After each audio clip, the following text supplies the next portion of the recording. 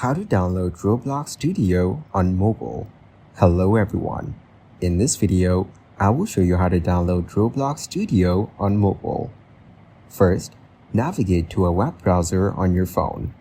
Now search for Roblox to visit their website. On the site, you need to log in to your account. Next, enter your credentials to continue the login process. Once logged in, it asks you to continue to their app or in a browser. To continue in the browser, go to the Create tab to open the Creator Hub.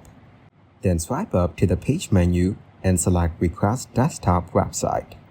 It will show you the desktop preview. After that, tap on the download button and confirm it. Once downloaded, you can use it on your mobile. Thank you guys for watching this video. Hope you got some value. Make sure to like the video and subscribe to the channel to get notified of new videos. See you in the next one.